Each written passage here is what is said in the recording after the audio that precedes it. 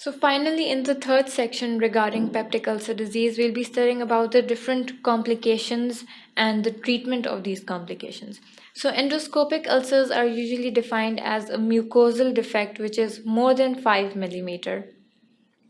So, as Helicobacter pylori infected ulcers are the most common, there's no prophylaxis for these Helicobacter pylori infection unless and until there's a complete eradication of the infection within the stomach.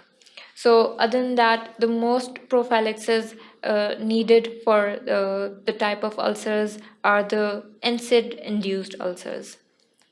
So in this third section, we'll be studying about the peptic ulcer disease prevention and the complications and the treatment options available for these different types of complications such as bleeding, perforation, and obstruction.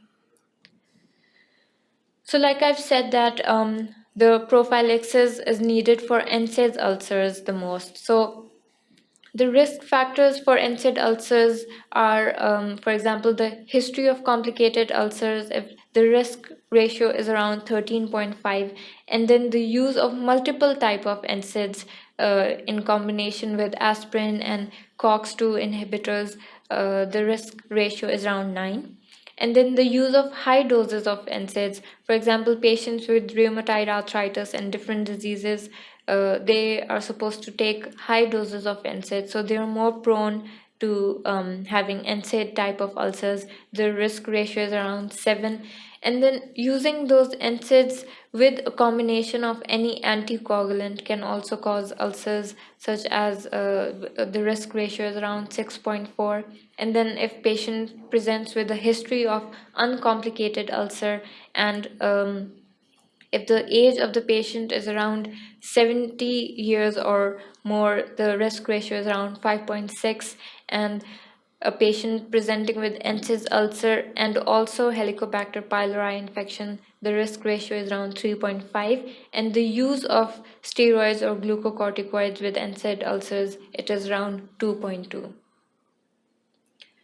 So if we talk about the prevention of these ulcers, first of all, there's the use of antacids, which is widely available for all the patients on the counter.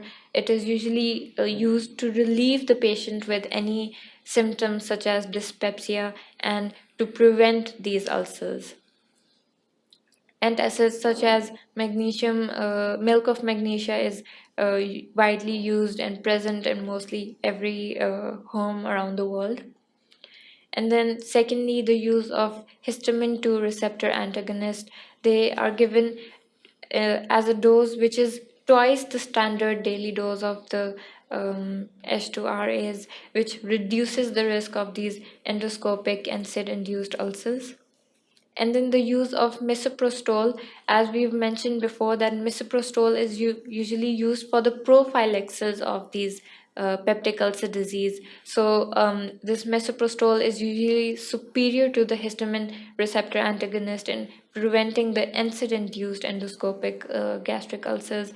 Misoprostol is usually given in around 800 microgram per day as a dose for the prevention of peptic ulcer disease. Other than that, we can also use proton pump inhibitors, which are also used as a prophylaxis. Omeprazole was more effective as compared to ranitidine and misoprostol, which is an H2 receptor antagonist, and misoprostol, and it is usually associated with the reduction in the risk of upper gastrointestinal bleeding among the NSAID users, as these patients with NSAID ulcers are very prone to develop a complication which is gastrointestinal bleeding. So proton pump inhibitors are used for the prevention of this complication. And finally, the COX-2 inhibitors, they are also used, and they usually lead to fewer gastroduodenal ulcers as compared to NSAIDs. But the slight risk with the use of COX-2 inhibitors is that the patient might present with the risk of myocardial infarction or any cardiovascular disease. So now if we talk about different types of complications, the most major complications regarding peptic ulcer disease is upper gastrointestinal bleeding. As the ulcer erodes the mucosa and the submucosa, they might reach some blood vessels and bleeding might occur. And the second complication that a patient might present with is perforation, that the gastric ulcer might erode throughout the mucosal surface and throughout the wall of the stomach or the duodenum and cause perforation. And lastly, there might be obstruction, there might be strictures formed within the duodenum and the antral part of the stomach, which causes a complete obstruction and does not allow the food and the digestive material to pass through. So the first being the bleeding. There's usually an acute upper gastrointestinal bleeding, which is the most common complication. The patient should be assessed very rapidly and promptly on the presentation, and the patient might present with features of liver disease, such as the possibility of bleeding from an esophagogastric varices. This is usually present in patients with portal hypertension, and there's a complex esophagogastric varices which also causes bleeding with this complication. So this variceal hemorrhage carries a higher death rate as compared to the ulcer bleeding, which is associated with the liver disease. As you can see in this endoscopic picture, there's a very prominent bleeding that is occurring from an ulcer of the stomach. So now if we talk about the treatment options, how can we treat this complication of bleeding from peptic ulcer disease? There are different variables, different types of treatment options available. The first being the endoscopic therapy. It is usually performed within 24 hours of a patient's admission, as upper gastrointestinal bleeding is very critical and has a high occurrence of any death rate. So it is usually performed as soon as the patient has entered the hospital.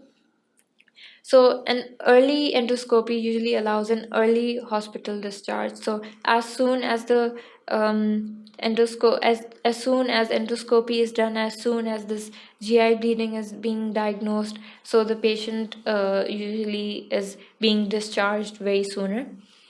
It has an increased risk of the patients with bleeding who are more prone to bleeding are also having features such as their older age, or the patient might also present with shock or any sort of comorbid illness, and the patient might present with low hemoglobin and any need for blood transfusion.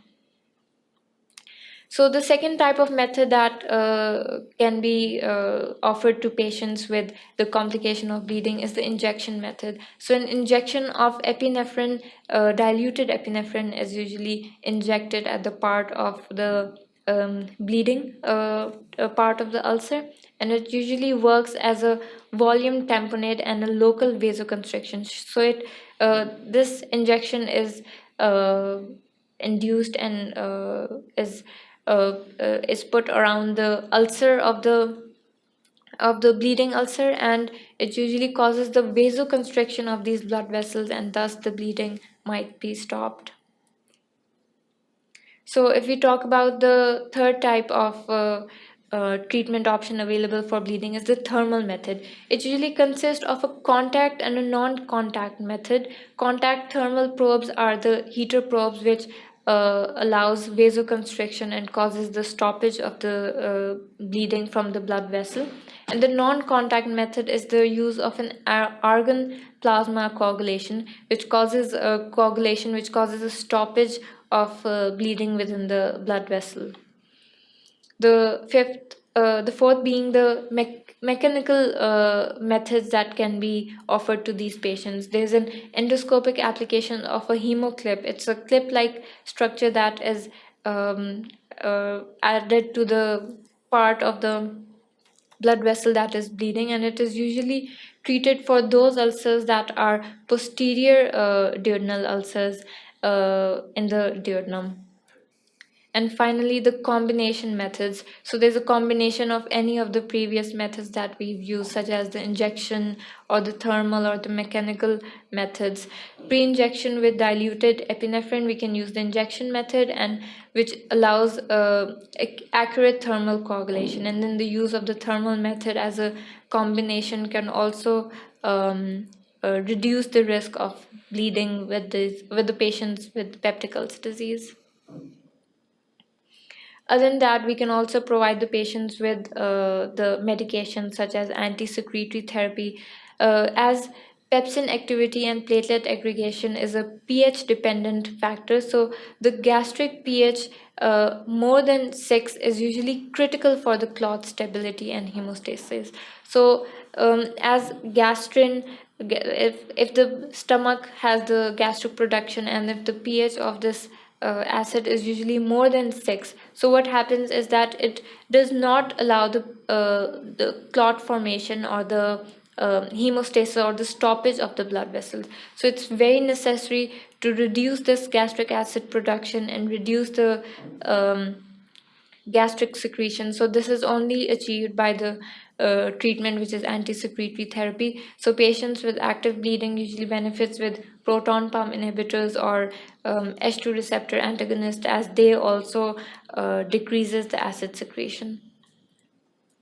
And then there is also a surgical therapy. We can completely sew the part of the part where the blood vessel is bleeding. Oversewing of the ulcers alone can also be done, and also can be done with the combined acid suppression therapy, which is safer than the more definitive surgery such as bigotomy. Bigotomy is a surgery which causes the cut of the different branches of the vagus nerve, which causes decrease in the gastric acid secretion. Other than that, there's also an angiographic therapy that can be offered to these patients. It is a non-operative alternative to the surgery, and it is usually given to those patients who are at a poor risk for surgery, who cannot withstand the surgical therapy.